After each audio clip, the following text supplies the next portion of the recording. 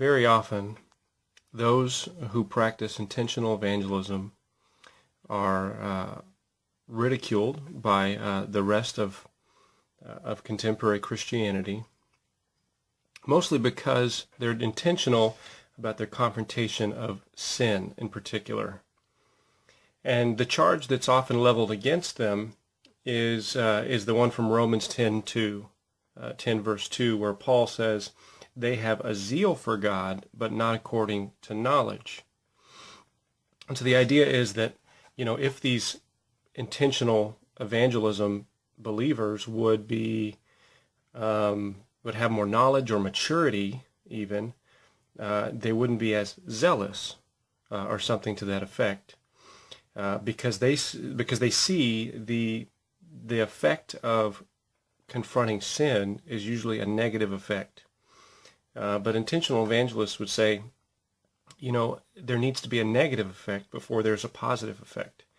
People have to be broken by their sin before they can be healed by the grace of God. Okay? And I want us to look at a very familiar story real quick. Here in John chapter 2, Jesus sees people who are misusing the house of God, who have turned reverence for God into little more than business, than an opportunity to make money off of it. And he says in John 2, beginning in verse 13, the Passover of the Jews was near, and Jesus went up to Jerusalem, and he found in the temple those who were selling oxen and sheep and droves, and the money changers seated at their tables. And he made a scourge or a whip of cords, and drove them all out of the temple with the sheep and the oxen. And he poured out the coins of the money changers, and overturned their tables. And to those who were selling the doves, he said, take these things away. Stop making my Father's house a place of business. His disciples remembered that it was written, zeal for your house will consume me. So Jesus had a zeal, but it was a zeal that was angry, a righteous anger at sin that caused him to do something about it. And very often intentional evangelists, what drives them is this kind of heart of a prophet.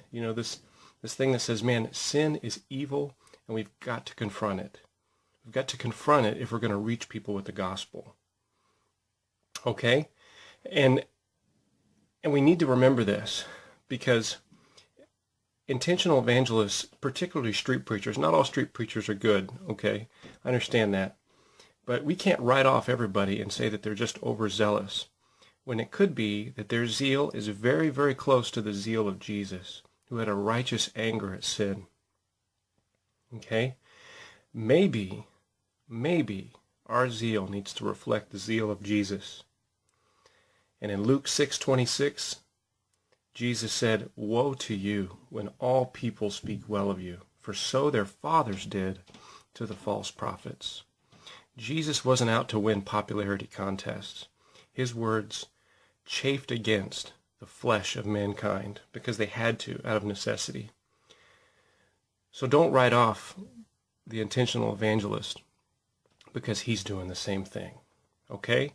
And remember, woe to us if we do not share the gospel.